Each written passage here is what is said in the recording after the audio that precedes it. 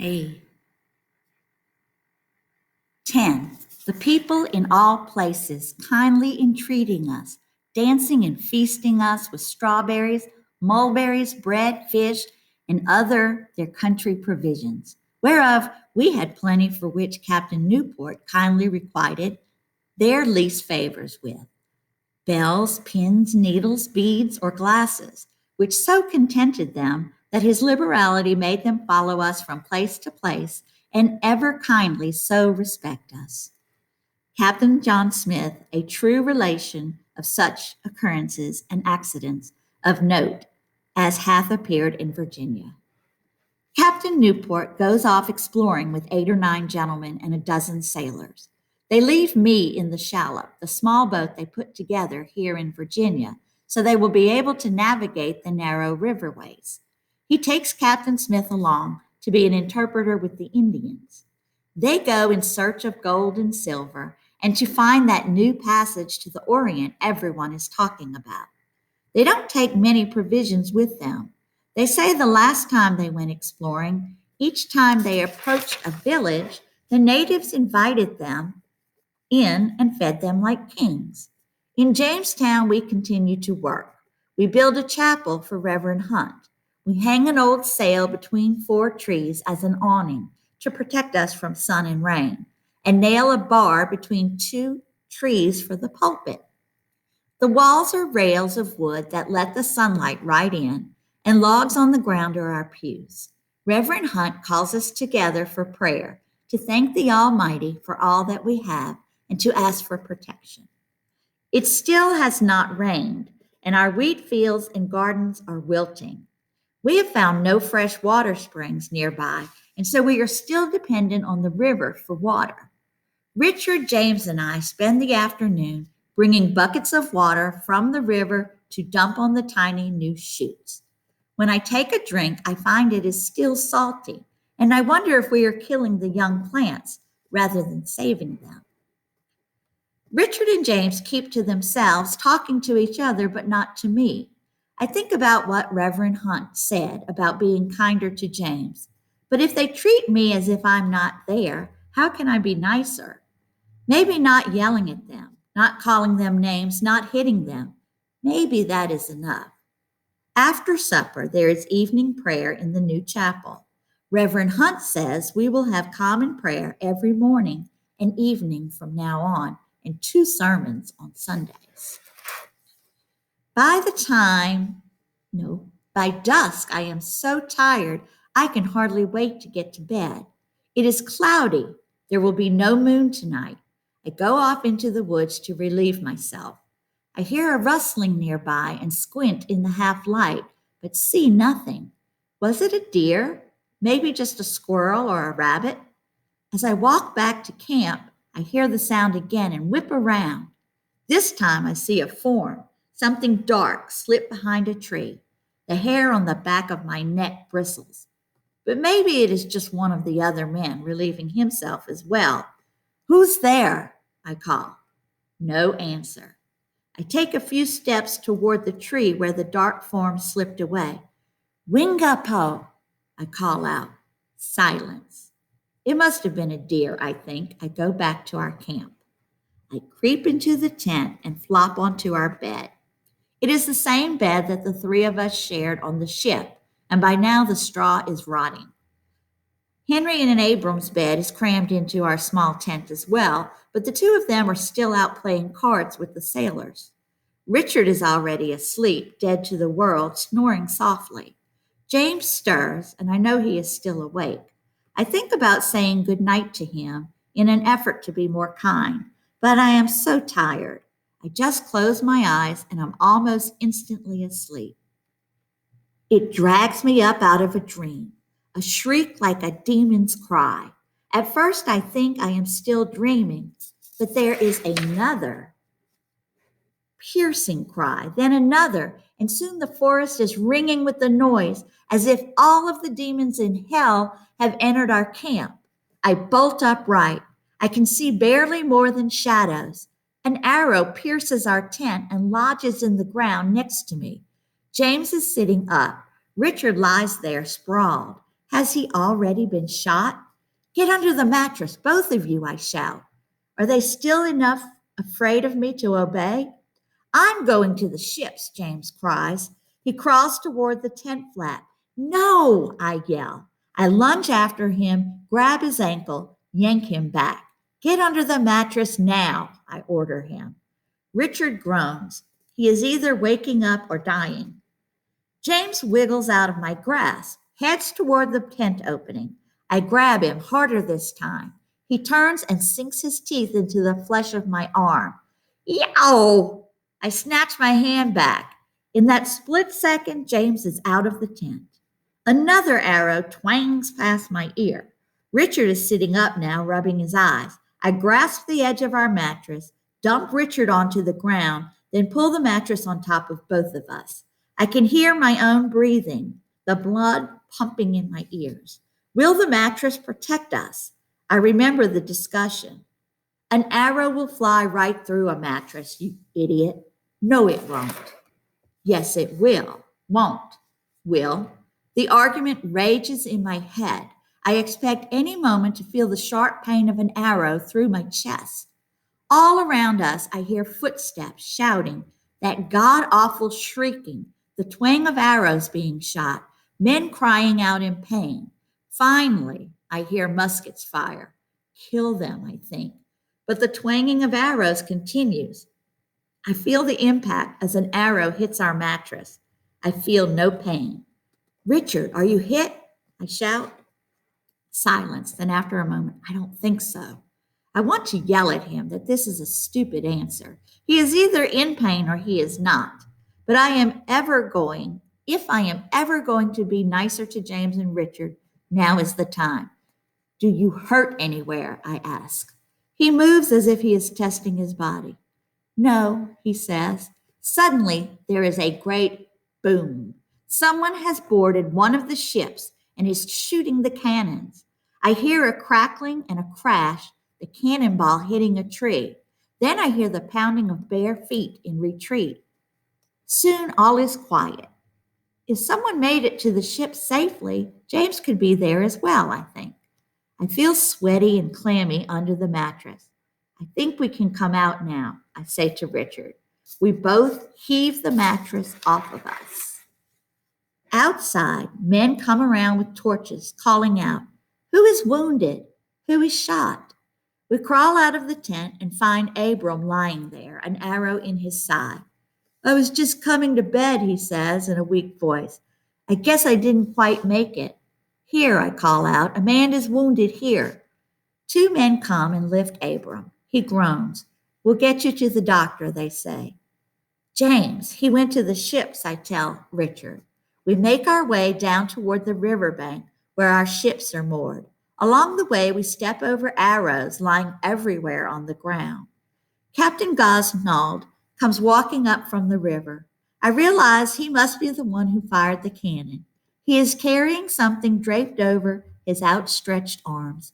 In the gloom of the cloudy night, I can't see what it is. I hear footsteps behind us. Captain, a man calls out, there are 17 wounded, no one dead. The running man holds a torch, and as he comes closer, the torchlight glints off of Captain Gosnold's armor and makes clear what he has in his arms. It is James, his thin body lying limp. No, says Captain Gosnold gravely, this one is dead. 11. Hereupon the president was contented in the fort, should be palisade, the ordnance mounted, his men armed and exercised. So they did decide to build a fort. Richard Siemens.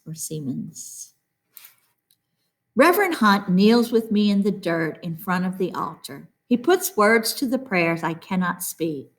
Please take James's soul into heaven with you, because he was just an innocent child. Then he lays a hand on my shoulder. Samuel, he says, you've been here a long time. Have you finished your prayers yet? I shake my head. How can I finish praying for forgiveness? It was my fault, I say. My throat feels dry as sand. I should have explained to him the danger of running to the ships. I should have been kinder to him so that he would trust me. I should have been able to grab him and pull him back into the tent. I should not have let go when he bit me. I had so many chances to keep James safe, and I failed at all of them. Reverend Hunt stands and reaches down a hand to pull me up. I take his hand reluctantly and rise. He looks into my eyes. When our Lord spoke of forgiveness, he did not only mean forgiving others. Sometimes we have to forgive ourselves. I swallow a lump in my throat. Now go wash your face and see if there is any breakfast left. You won't be able to work if you don't eat. Reverend Hunt gives me a little push, and I leave the chapel. I trudge through the work of the day, sewing up holes in tents and mattresses, bringing water and food to our makeshift hospital where Dr. Watton tends to the wounded men, dumping more water on our wilting plants. Richard's eyes are red and swollen. I don't know what to say to him to make it any better. I don't think he wants to hear from me anyway. I wonder if Richard will ever forgive me for my meanness to James while he was alive and my failure to save him. That afternoon, Captain Smith, Captain Newport, and their party return. They say their Indian guide had acted strangely. He left them suddenly with no explanation. This made them suspicious that a raid was being planned, and so they sailed back to us as quickly as they could. They are dismayed to find that they were right. In the evening, the council calls a meeting to discuss our situation. I creep near the cabin where the council members are talking so that I can eavesdrop. These are not just disorganized people living in towns here and there, says Captain Newport. They are tribes within an empire. Their emperor is called the Powhatan. The people are the Powhatans, and the river we named the James River, they already call the Powhatan River. They are a kingdom of warriors. The boys are taught to use bow and arrow when they are 6 years old. Their mothers don't even give them breakfast until they have shot their targets in the morning. When the great chief Powhatan wants to conquer a new tribe, the warriors get the job done very quickly. There's a prophecy they told us about, says Master Percy. The bay we first entered on our way, here, they call the Chesapeake Bay. There used to be a tribe, the Chesapeakes, living on its shores. The prophecy says that a threat to Chief Powhatan's empire will come from the Chesapeake Bay. When he heard this, he sent his warriors, and in one day they wiped out the Chesapeake tribe. There must have been 400 of them last night, says Captain Gosnold. If it had not been for the cannon scaring them off, they would have easily killed us all. There is silence then. No one wants to tell President Wingfield that he was wrong and Captain Smith was right about building a palisade, which is a fort. President Wingfield, to his credit, has been at the forefront of the battle. Those who saw him said that he fired his musket even as an arrow went right through his beard. I hold my breath. Please, someone tell him we need to build a strong fort. All right, President Wingfield's voice breaks the silence. There will be watches, armed men at every corner in shifts throughout the day and night.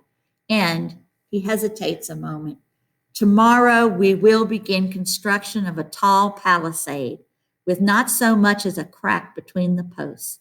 I let out my breath and creep away before anyone catches me listening. Fear makes us work hard, work fast. We fell trees and make them into palisade posts with wickedly sharp tips. We dig a trench in a large triangle until our tents and we dig a trench in a large triangle around our tents and plant our posts so close together an arrow cannot get through. Each corner of the triangle is rounded like a half moon with a platform inside. We bring cannons from the ships and mount them on these platforms. We are making a fort like soldiers in a war. Thank goodness the sailors are still with us. They, along with our laborers, soldiers, and other working men, are the ones with the strength and speed to get the job done. If we had had to depend on the gentlemen, many of whom still don't want to dirty their velvet, we would be at the mercy of the Indians for many more weeks. As it is, the natives mount small attacks every other day on any man or creature who strays too far from our guarded half-built fort. They shoot Master Clovel while he is out hunting. He comes running back to the fort with arrows sticking out of him and dies soon after. They shoot and kill another man in the woods when he drops his slops to relieve himself. They even shoot one of Captain Newport's dogs while she is sniffing under a rabbit. Captain Smith finds me using a hatchet to sharpen palisade post tips. He is holding a belt, sheathed sword, and armor. I recognize the sword. It has a C molded into the handle. It belonged to Master Clovel, whose grave I just helped to dig. Samuel, do you think you can put some of that energy in? Do you think you can put some of the energy from your fist fights into learning to use a sword? Captain Smith asks. My hatchet stops in midair. Yes, sir. I say. I try not to sound too eager. You are, after all, apprenticed to an officer, he says. It is time to begin your training. I lay my tools on the ground and wipe my hands on my slops. You're lucky, Captain Smith says. Master Clovel was a slight man. His belt and armor will fit you well, and they won't fit Henry or Abram or any of the other unarmed men who want them, I think. With arrows flying every day, weapons and armor are more coveted than gold. Captain, you're not taking my worker, are you? John Layden asked. He is the carpenter overseeing the building of the palisades. I'd better take him now and teach him a thing or two so he'll live to work another day, Captain Smith says. John Layden nods, and I've got permission to leave. Master Clovel's armor is a little big, but it fits well enough. I will grow into it. The breastplate makes me feel like I have a large chest. I rap my knuckles on it and admire the clang. No arrow can pierce this metal. The helmet is heavy. I feel like a soldier already. Will I have a musket too, I ask. First, you will learn to use a sword, Captain Smith says. I fasten the belt around my waist and pull the sword out of its sheath. The handle is smooth and cool, and the sword is heavy. It glints in the sun.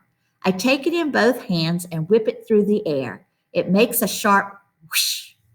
Captain Smith begins my instruction. I want to think about the sword, but he tells me I must think about my feet and watch his feet as well.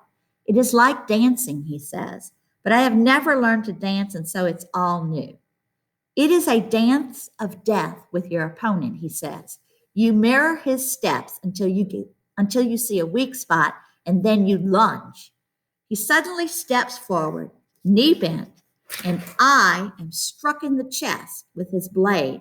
I gasp and look down. Captain Smith laughs at my terrified expression. Did you forget you were wearing armor? I let my breath out in a rush. No, I lie.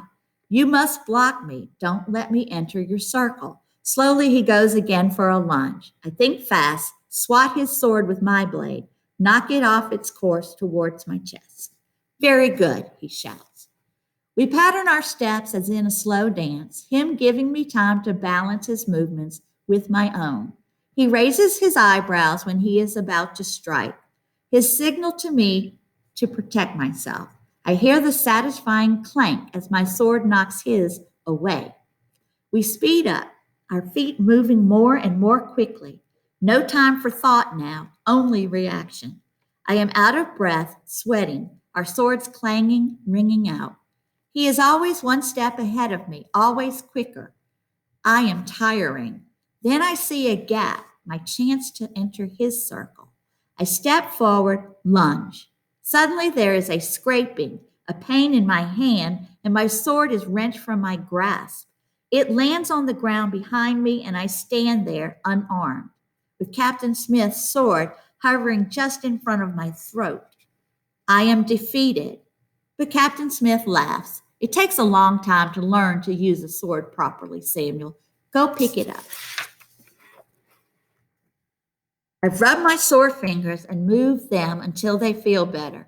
Then I grasp the sword again, narrow my eyes, and concentrate. I will try again. Captain Smith moves slowly at first, giving me a chance to find my rhythm. Then he speeds up as before, and I follow. I put my mind aside and feel only my body, stepping, moving.